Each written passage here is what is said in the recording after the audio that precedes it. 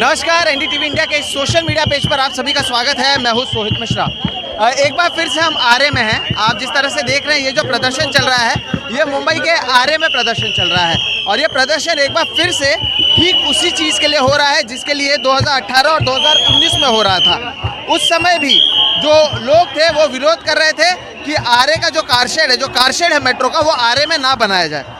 हुआ ये कि सरकार बदली और एक बार फिर से लोग प्रदर्शन करने लगे। हम पीछे भी इसलिए जा रहे हैं, जैसे कि आप देखेंगे कि जो लोग हैं उन्हें यहाँ से हटाया जा रहा है, और इसलिए भी हम पीछे हैं प्रकाश जी, और इसलिए हम भी इनसे बात करने के लिए आए हुए हैं। और जो प्रदर्शन है, जिस तरह से हमने 2017, 18, 19 में देखा, जो जनता का प्रदर्शन था, जो लोगों का प्रदर्शन था, वो एक बार फिर से आ रहा है। जिन्हें प्रकाश जी मैं कह रहा हूँ, वो एक आदिवासी हैं जो यहीं पर रहते हैं। दरअसल आरे में 27 आदिवासी गांव हैं और कई लोग हैं यहाँ पर। मैं आपको बता सकता हूँ, यहाँ पे ऐसे भी लोग हैं जो गिरफ्तार हुए थे, उनके करियर पर इम्पैक्ट पड़ा था, लेकिन एक बार फिर से वो यहाँ पर आए हैं। 2017, 18, 19 में हम कई बार आपके पास आए हैं, कई बार हमने प्रदर्शन किया, आप लोगों ने हमने कवर किया, कई बार चीज़ें बताई।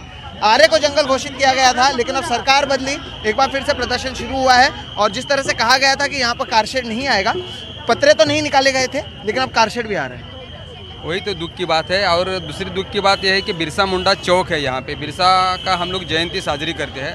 और बिरसा ने जल जंगल जमीन के लिए अंग्रेजों के साथ युद्ध किया था, और उनके साथ सामने ही जंगल काटा जा रहा है, पेड़ काटे जा रहे हैं। अभी लग रहा था कि चलो अब मिट गया, अभी 2019 में अरेस्ट होने के बाद ऐसा लग रहा था कि अभी हो गया, अभी जंगल बच गया, लेकिन नहीं, अभी भी हमें फिर से लड़ाई करनी पड़ रही है। दुख की बात है। और क्या है ना कि यहाँ पे अभी जो जंगल 19 में काटा गया था, वो लोग बोलते हैं कि यहाँ पे काटा गया है, अभी काटेंगे नहीं, लेकिन 3 साल में फिर से जंगल खड़ा हुआ है। आप जो देखिए कि वहाँ पे पूरी हरियाली हुई है, और फिर वहाँ पे से लेपर्ड और अन्य जीव है वहाँ पे पनपने लगे हैं, तो फिर से उनका घर उद्ध्वस्त होने वाला है। प्रकाश जी, जो लोग हैं वो तो कह रहे हैं कि ये मुंबई का जो लंग्स है उसके वजह से वो यहाँ पर प्रदर्शन करना है। आप आदिवासी हैं, 27 आदिवासी गांव हैं यहाँ पे, 27 आदिवासी पाड़ा हैं। मेट्रो बनने का आप पर किस तरह से इम्पैक्ट पड़ेगा, अगर ये भी आप बताएं। हमारे लिए तो बहुत ही दुख की बड़ी बात हो गई है, क्योंकि बाकी के लोग तो पर्यावरण प्रेमी हो, प्रेम के वजह से आए हैं, उनको नॉलेज है करके आए, लेकिन हमारा तो ग्रीन भगवान है, हमारे हिरवा देव है, हमारे इसके ऊपर गाने लिखे हैं। वाघ देवा जंगल वाचवाए तू धावरा, तो वाघ देवा का घर है। यहाँ के जो पेड़ है वो हमारे भगवान है, ग्रीन भगवान बोलते हैं। तो हमारा तो जीवन है उनसे जुड़ा हुआ है, तो हमारा रिश्ता तो घर के मेंबर जैसा है। जैसे कि मेरे बच्चे हैं, मेरी बीवी है, मेरी माँ है, वैसे हम लोग जंगल को हम वो समझते हैं। तो हमारे ऊपर तो इतना असर होगा कि धीरे धीरे नष्ट हो जाएगा। तो मछली पानी के बगैर नहीं रह सकती, हम लोग जंगल के बगैर नहीं रह सकते। मुझे याद है आप गिरफ्तार हुई थी, और आपके गिरफ्तारी के बाद, क्योंकि हम लगातार कवर कर रहे हैं, इन्हें या पूरे जो गांव थे उन्हें बाहर नहीं निकलने दिया था, एक को भी घर से बाहर नहीं निकलने दिया था। हम अंदर किस तरह से पहुंचे थे हमें पता है, पुलिस का इतना पहरा था। गिरफ्तार होने के बावजूद आप एक बार फिर से आए हैं और प्रदर्शन कर रहे हैं, क्यों? क्योंकि वापस मेट्रो कारशेड बनाने वाले हैं, तो मैं तो प्रोटेस्ट करने के लिए तैयार हूँ। लेकिन अभी तो बहुत सारा बड़ा जंगल हो गया है, तो फिर से मुझे कहना है कि मुझे काटना नहीं देना है, क्योंकि यहाँ तो बहुत पक्षी प्राणी बाघ भी है, बहुत सारे हमारे आँखों के सामने हम लोग शेर को देखते हैं, प्राणी को देखते हैं। तो हम लोग इसी को बचाना है और जंगल को भी बचाना है, और हमारा बहुत बड़ा जंगलों से नाता है, और आदिवासी लोग नहीं ये टूटने देंगे। तो आदिवासी के जो लोग हैं वो छूटने नहीं देंगे। ये मनीषा हैं, इनके बारे में भी मैं आपको बता दूं।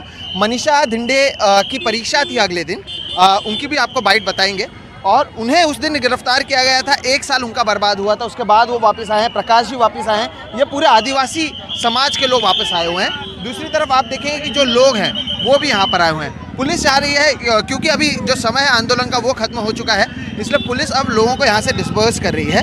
लेकिन एक बार फिर से आरे का ये जो पूरा प्रदर्शन है वो शुरू हो चुका है। अब इसमें सवाल केवल मौजूदा सरकार से नहीं है। अगर आप एनडीटीवी को फॉलो करते रहे हैं तो आपने देखा होगा कि हम लगातार आरे पर स्टोरीज करते आए हैं, और मौजूदा सरकार पर तो सवाल है ही, लेकिन जो पुरानी सरकार है, जो महाविकास आघाड़ी की सरकार है, उस पर भी सवाल है। क्योंकि उस समय आरे को जंगल घोषित किया गया था, लेकिन जो मेरे सीनियर कैमरा पर्सन है राजेंद्र दयालकर, वो आपको वो बैरिकेड्स दिखाएंगे जिसे नहीं हटाया गया।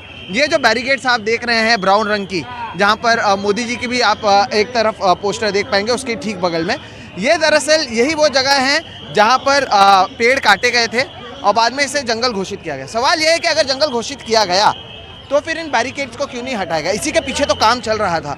क्या 2.5 साल की महाविकास आघाड़ी सरकार ने वो काम किया जो उन्हें करना चाहिए था? क्या कांजूरमार्ग एक जगह दी गई थी, ठीक है, अब वहाँ पे नहीं हुआ तो क्या दूसरी जगह लाई गई? वो सारी चीज़ें नहीं हुई हैं, जिसके वजह से भी यहाँ पर जो विरोध प्रदर्शन है वो लगातार किया जा रहा है। तो सवाल केवल अभी की मौजूदा एकनाथ शिंदे सरकार और देवेंद्र फडणवीस सरकार से तो है ही, लेकिन उसके साथ ही जो सवाल है वो पिछली महाविकास आघाड़ी सरकार से भी है। निशांत, आप पहले दिन से प्रदर्शन कर रहे हैं यहाँ पर, हम आपको पहले दिन से देखते आए हैं और लोगों ने भी, जो एनडीटीवी के व्यूअर्स हैं वो देख रहे हैं कि आप लोग लगातार प्रदर्शन करते हैं। अभी की सरकार के तो सवाल उठता ही है कि आप लोग क्यों यहाँ पर कर रहे हैं जब हमें पता है कि क्लाइमेट चेंज। हमने यही दिखा रहे थे हमारे दर्शकों को कि ये जो बैरिकेड्स हैं ये नहीं हटाए गए हैं। हमें याद है कि वृक्ष बंधन के दिन अंदर जाकर आप लोग ने राखी बांधी थी, पेड़ को अपना भाई बहन माना था, कई सारी चीज़ें की थी। पिछली सरकार ने भी क्या 2.5 साल में जितना काम करना चाहिए था वो किया?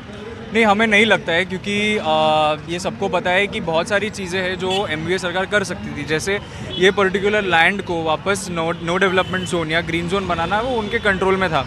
अगर वो बना देते थे तो अभी उतनी मुश्किल होती थी ना ये सरकार को उसको वापस डी रिजर्व करने के लिए, पब्लिक हियरिंग होती थी या जो भी प्रोसीजर है। तो ऐसा कोई कॉन्क्रीट कदम नहीं किया गया ऐसा हमें लगता है, एक्सेप्ट फॉर वो एक कमेटी बिठाई गई। बट पहली और दूसरी कमेटी में भी एक उनके अगेंस्ट ही जो डिसीजन आया। तो बहुत सारी चीज़ें हैं जो वो कर सकते थे, जैसे ये बैरिकेड्स हटाना, जिससे एक ट्रस्ट लेवल बढ़ता था सिटीजन्स में, हाँ कि ये लैंड को फ्री करना चाहते हैं। बट ये सारी चीज़ें नहीं हुई। तो फिर अभी इसके आगे क्या करेंगे? एक तरफ उनका कहना है कि हम बात करेंगे, पिछली सरकार ने जो भी निर्णय लिया वो वापस नहीं लेंगे, एक तो ये कहते हैं, दूसरी तरफ ये भी कहते हैं कि जो चीज़ें प्रोजेक्ट ज़रूरी हैं डेवलपमेंट के लिए जो अटके हुए हैं उससे भी लाएंगे। तो दोनों तरफ की बात कर रहे हैं। क्या आप लोगों में से किसी से भी अब तक बातचीत के लिए बुलाया गया, समझने की कोशिश की गई, कुछ हुआ है? नहीं, हमको कोई भी किसी भी तरीके का फॉर्मल जो निवेदन है वो साइड से आया नहीं है कि सिटीज़न से बात करें। बट अगर वो करना चाहेंगे तो ऑफकोर्स सिटीजन्स रेडी है। बट एक दो सिटीजन्स नहीं है यहाँ पर, बहुत सारे यूथ रिप्रेजेंटेटिव्स है, आदिवासी रिप्रेजेंटेटिव्स है, सीनियर सिटीजन्स है। तो वो हमारा उनको एक ही रिक्वेस्ट रहेगा, आपको बात करना है तो एक पब्लिक इवेंट, पब्लिक के सामने और सभी रिप्रेजेंटेटिव्स के सामने ये बात हो, जिसके लिए हम रेडी है। बिल्कुल, तो बात करना भी चाहते हैं तो सभी लोगों के सामने आप कीजिए। आपने निशांत मंगेरा को सुना, प्रदर्शन खत्म हो रहा है, लेकिन हम यहाँ से आपको यही बता रहे हैं कि ये जो मामला है ये नया नहीं है। लगातार पेड़ काटने का विरोध किया गया, बाद में पेड़ कटे गए, आदित्य ठाकरे ने इसका विरोध किया, सरकार बदली, महाविकास आघाड़ी सरकार आई, आदित्य ठाकरे एनवायरनमेंट मिनिस्टर बने, आरे को जंगल घोषित किया गया। लेकिन उसके बावजूद अगर आप हमारी रिपोर्ट्स को देखेंगे, हम ये पूछते रहे कि ये बैरिकेड्स क्यों नहीं हटाए गए, और अब एक बार फिर से वही सवाल उठाया जा रहा है कि एक बार फिर से क्योंकि यहाँ पर कारशेड आ रहा है, तो क्या पिछली सरकार ने भी इतना काम किया था कि ये कारशेड ना है? मौजूदा सरकार से सबसे ज़्यादा सवाल है कि जब पता है कि साइक्लोन आ रहा है, जब पानी भर जाता है, भारी बारिश में हम लोग हर साल रिपोर्टिंग कर रहे हैं, ऐसे में क्या जो जंगल के बीच में एक जगह बची हुई है, शहर के बीच में ये जंगल, वहीं पर इसे करना ज़रूरत है? ऐसे सवाल हैं। यहाँ पर हमने लेपर्ड्स को देखे हैं, कई सारे जानवर देखे हैं, उन पर इनका इम्पैक्ट पड़ेगा। तो ऐसी कई सारी चीज़ें हैं। और एक बार फिर से रविवार के दिन जो जनता का आंदोलन था, जो लोगों का आंदोलन था, वो एक बार फिर से शुरू हो चुका है।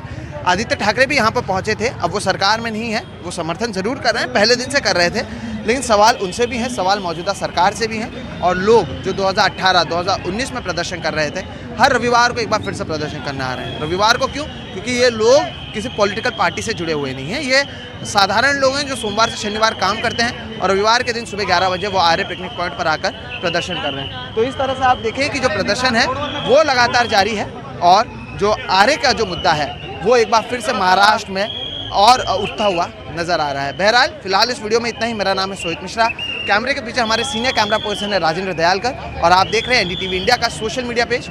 नमस्कार।